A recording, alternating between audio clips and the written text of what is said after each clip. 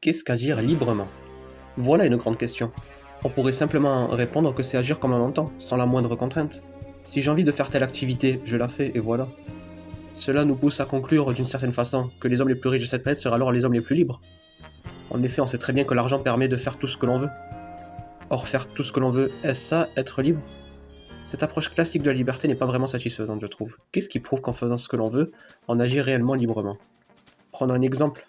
Si jamais je décide d'acheter de nouvelles chaussures car je les trouve tendance, est-ce que j'agis vraiment librement? On peut me répondre oui, puisqu'il n'y a aucun obstacle qui m'empêche d'agir comme je l'entends, ce qui renvoie à ce que j'ai dit il y a quelques secondes. Néanmoins, si vous avez bien écouté, j'ai dit que j'achète cette paire de chaussures car je les trouve tendance. De ce fait, j'agis sous influence. Est-ce alors toujours un choix libre? À ce moment-là, je vous répondrai simplement non. En effet, j'ai été déterminé par certaines causes à agir, alors que je croyais agir librement.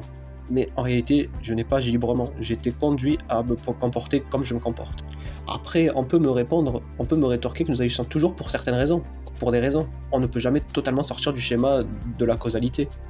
Et ceci est vrai. La liberté absolue auquel je l'entends n'existe tout simplement pas. Le monde étant régi par le principe de causalité, il est impossible de s'en extraire afin de ne plus subir la moindre influence de ce dernier. Donc la liberté telle que je l'entends est là aussi un non-sens. Toutefois, je n'ai pas terminé. Mon point n'est pas de dire qu'il faut sortir du processus causal, mais plutôt qu'il faut prendre conscience des causes qui nous déterminent à agir. Voilà, je vais reprendre un exemple, toujours avec l'exemple des chaussures, afin de mieux expliquer mon point.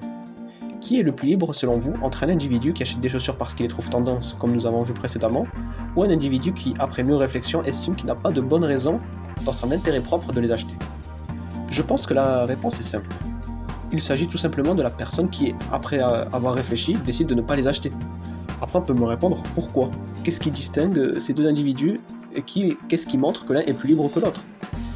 Et à cela, je réponds que la personne qui a réfléchi et qui agit raisonnablement se libère de l'influence et devient de ce fait plus libre. Elle n'agit pas sous l'influence ou sous une impulsion. Elle agit conformément à la raison. Et agir conformément à la raison, c'est cela être réellement libre. Encore faut-il savoir ce que signifie raisonner pour sortir de l'influence et agir rationnellement, ce que j'aimerais aborder, mais cela dans une prochaine vidéo.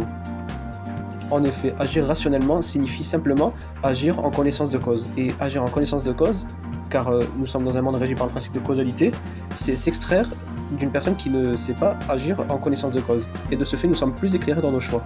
Voilà ce que signifie agir librement. Ainsi, voilà ce que l'on peut dire, c'est que agir librement, c'est agir conformément à son bien-être. Cela signifie chercher ce qui est bon pour nous rationnellement et non sous l'influence d'une émotion particulière ou d'une impulsion, indépendamment de toute influence extérieure. Mais je dois concéder que agir rationnellement, soit agir en homme libre, n'est pas chose facile à faire, et j'espère développer ce point dans une prochaine vidéo. Merci.